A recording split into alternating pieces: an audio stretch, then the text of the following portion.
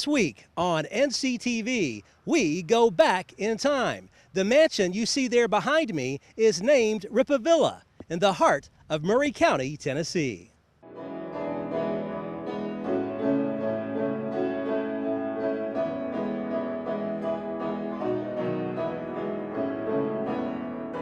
There's no telling how many times this grand old staircase has been used. It, like the mansion it's located in, has been around since 1855. RippaVilla was built by Major Nathaniel Francis Chairs IV and his wife Susan McKissick Chairs. The house was built between 1852 and 1855. Now, the Chairs have actually been on property since 1811. Nat Chairs III had purchased a 300-acre Revolutionary War land grant farm. They were living in North Carolina. They moved to this part of Middle Tennessee in 1811. By 1841, when Susan and Nat were married, or Nat IV and Susan were married, that 300-acre farm was now an 1,100-acre plantation. They were major producers of cotton, corn, tobacco, wheat, cattle, hogs, horses, and sheep. They also had a textile mill south of here down on the Elk River on the Alabama line. They had a contract with the Navy that made hemp and cotton rope, also made cotton jean material, which was a big material used to make shirts. Had a mineral water spa down there as well. They actually had lived at the back of the property for the first 10 years of their marriage. Now, Nat Chairs and Susan married in 1841. She passes away here in 1893 at the age of 73. Nat sells the house in 1895 to his son Will and moves to Waco, Texas with his daughter Jenny, who is the eldest child. He dies in Waco at the age of 95 in 1915 and will be brought back here by the brothers of the Spring Hill Masonic Lodge and buried in Columbia with his beloved wife and son Tom. The house passes out of the Chairs family in 1920. It's owned by the Whitfields from 1920 to 1925.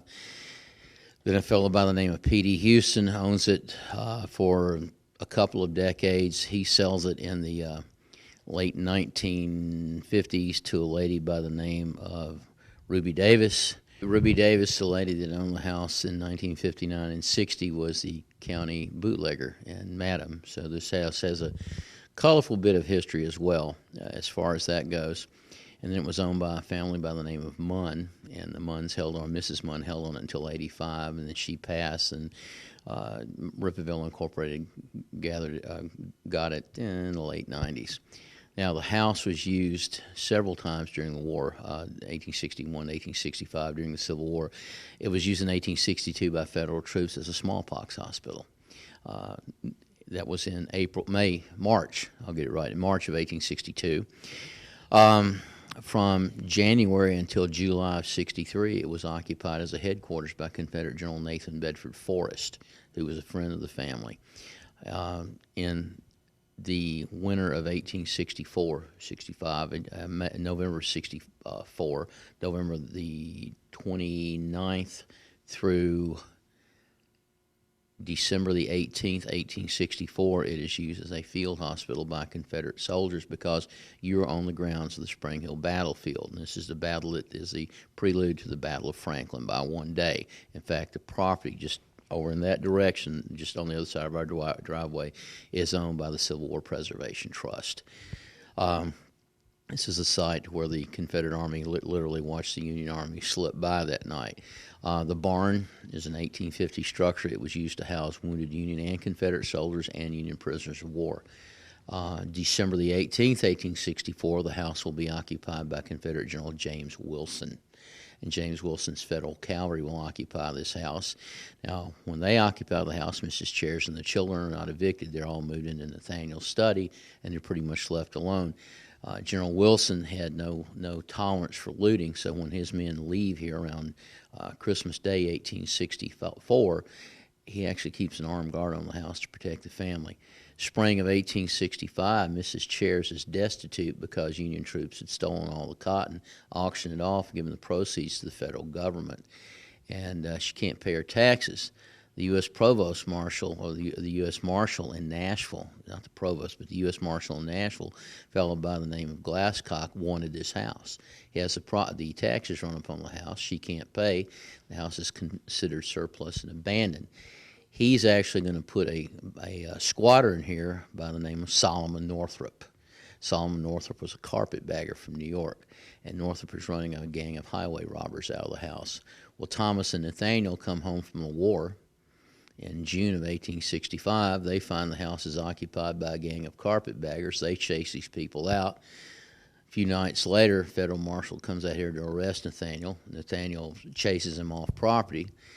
It's not too long after that the young Union soldier who had been sent to watch over this house after Wilson left here, headed towards Alabama chasing Forrest, rides by one evening and tells Nathaniel that he is in danger of being arrested to get out. And so Nathaniel leaves. He makes a trip to Washington, D.C., where he meets with one of his good Masonic brothers, the Honorable President Andrew Johnson. And he and Johnson meet one morning in the White House in July of 1865, and Nathaniel gets the property back. He also gets a full military deed from the president. And we actually do have the documentation from the meeting and the letter written by the Provost Marshal of the United States saying that the property will be returned to the president via a special presidential decree that Nathaniel Treasure will get his property back. Is it just amazing when you learn about all this history of this place, how astonishing it actually is? It's absolutely amazing that the house survived the war. You know, we know the house was hit, the smokehouse was hit because we have a cannonball that hit it during the fighting. And then what goes on when the house is confiscated? It's a wonder it was not burned. Mm-hmm. But, you know, of course, then the house sits idle for 15 years, and there again is probably the most amazing thing that it wasn't carried off brick by brick. Mm-hmm. Sure. We know that relic hunters did a pretty bad job on the yard, that they even got into the family cemetery and were digging in there.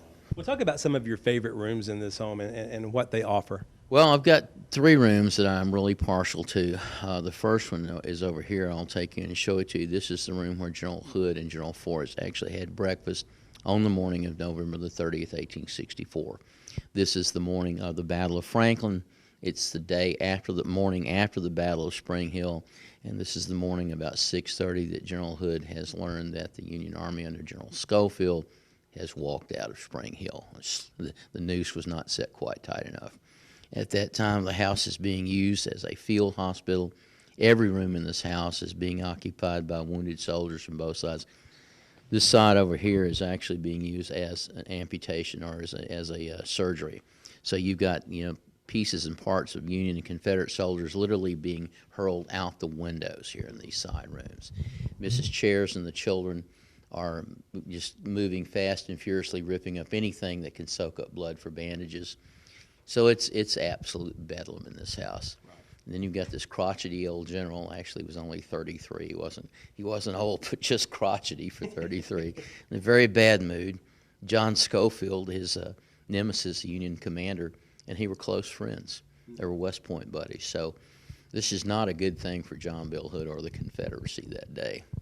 And, of course, Bedford Forrest is here. They breakfast that morning. Bedford Forrest was never a man to mince words. As the story goes, that Forrest threatened to beat Hood within an inch of his life. 2 of the bedrooms upstairs that I'm very partial to. One is the master bedroom. There is a full teaster bed in that room that was made for Nat and Susan in New Orleans in 1856. It is a massive rosewood bed. Now, the interesting part about the bed is that when Union General Nelson occupied the house in 1862, using it as a smallpox hospital, he throws Mrs. Chairs and the kids out of the house. This is their first eviction. This guy is 6'4", weighs 360 pounds. So, you know, he's a linebacker-sized general, and he is not going to sleep on an army cot. Now, he headquarters in the room over here in Nat's study, but he sleeps in the master bedroom. This bed is massive, and it's a beautiful piece. The other room that I'm very partial to is Jenny's room. Now, Jenny's room, we've been told by people, the floors were so badly blood-soaked that this is what prompted the Whitfields in the 1920s to cover the floors. The original floors in here are about this wide. They're yellow poplar. But in the 1920s, and you'll see this upstairs, you've got an narrow 1-inch wide blonde oak floor. And we've been told by a number of people that the reason Whitfield covered the floors up that they were so bloody. Jenny's room, they say, was probably the worst. I like Jenny's room because there's a wonderful collection of photographs, original ambrotypes, ferrotypes, daguerreotypes depicting her life. There's a picture of she and her daddy taken in 1849, when she's 7 years old. There's a picture of her fiance who was killed at Vicksburg. There's not only a photo of him, but there's a locket that was hers with her picture in it that was removed from his pocket when he was killed, along with the buttons from his uniform. There is a photo of him that she carried. Oh, it's actually a little painting that she carried in a locket, and you know, the family gave all this back. And then there are a number of other pieces that were hers. Picture of her first child. One of her sons was one of the Rough Riders during the Spanish-American War. The bed in the far corner of the room is a very interesting piece. It's on loan to us from a local judge who's actually kin to this family. She's also connected to the Oaklawn Mansion, about 3 miles if you walk it by foot from here. Oaklawn is where General Hood spent the night. The Union Army slipped away.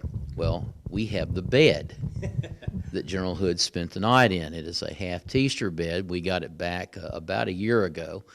Judge Morgan said, well, I'd like for y'all to put it up and display it for a while. Sure. So we have the bed upstairs, and it's the bed that John Bell Hood spent the night in when the Yankees walked down the pike and headed down to Franklin. Of course, that's going to set the stage the next day for the Battle of Franklin.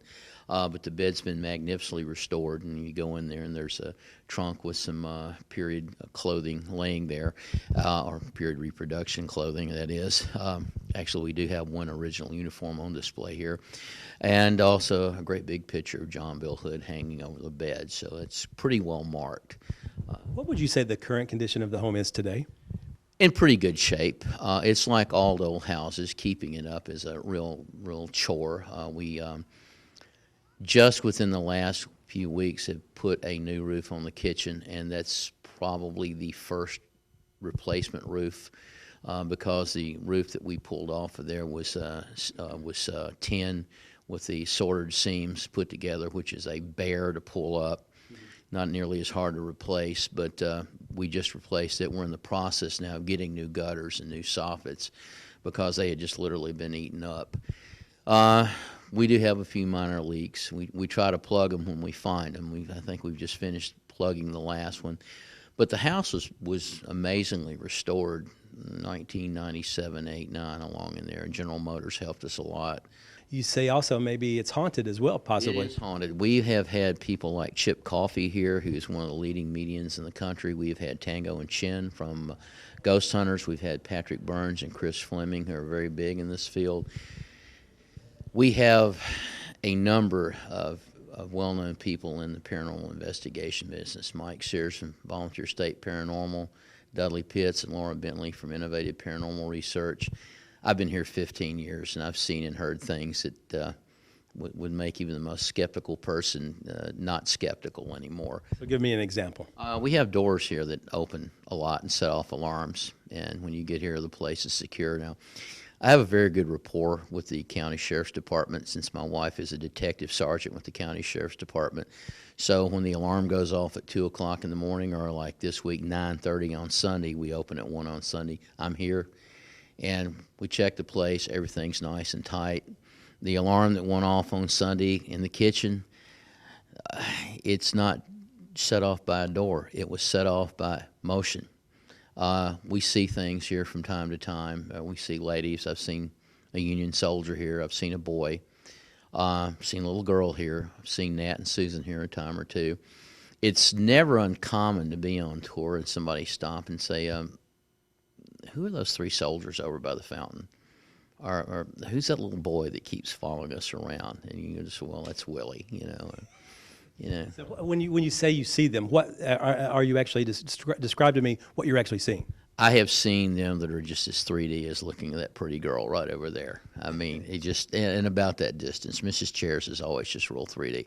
Sometimes you see shadows. Sometimes you just see kind of a moving motion. I've seen that saw that in the gift shop about 2 weeks ago. Just literally just, you know. You never know what it is. Smells. Cigars from time to time, you'll walk in. Cigars. Pam was talking about unlocking the door the other morning, and she said it smelled like a man smoking a cigar. Just walked by her. Cologne, bay rum, hair tonic, rosewater perfume, floral perfumey smell. So, did you know about this before you took the job 15 years ago? No, but I worked at the Carter House in Franklin years ago. I was a volunteer there, and we had issues there. But I was here just a couple of weeks when you start hearing things. I guess one of the most interesting things is I walked in here one morning about 8 o'clock. I get here early on Saturday and Sundays. I like to read. Mm-hmm. So I'll leave home early. I'll get in here and make a cup of coffee and sit down and read. Walked in here about 8 o'clock one Saturday morning, passed through the room right over here, and as I walked through, somebody said, "Oh, it's Chuck." Wow. And I just said, "Hey, family," and kept on moving. Andrew walked in here. Was a guy that worked here for a number of years. He walked in one morning and heard a woman say, "Oh, it's Andrew." So they're here. They're very friendly, and I think they watch over the place as well. I bet they're pleased with the way the renovation project turned out too, don't you guess? They are. I think they are, but I will say that we get tension from time to time when we do weddings. If we have to deal with momzilla or bridezilla from time to time, the air in here on the day of the wedding is so thick you could cut it with a fork or with a knife. But then you'll have these brides that'll come in, they're so sweet and nice, and their moms are sweet and wonderful and just easy to work with. And it's almost like they're opening the house up to them. What do you like most about this job? I am an incurable Civil War addict. I've been fighting the Civil War since 1959, and I get to talk about my passion, and I get paid for it. And the other thing I like about it is I work with people who are like my family. RippaVilla is a French name. The translation means house of leisure. While it did serve as a friendly home to its family for many years, the Civil War changed all that, at least from 1861 to 1865. If you would like to visit the two-story mansion, the address is 5700 Main Street in Spring Hill, Tennessee. RippaVilla is open Monday through Saturday from 9:30 a.m. to 4:30 p.m. and on Sundays from 1 to 4:30 in the afternoon. Reporting in Spring Hill, Barry Hyatt, NCTV.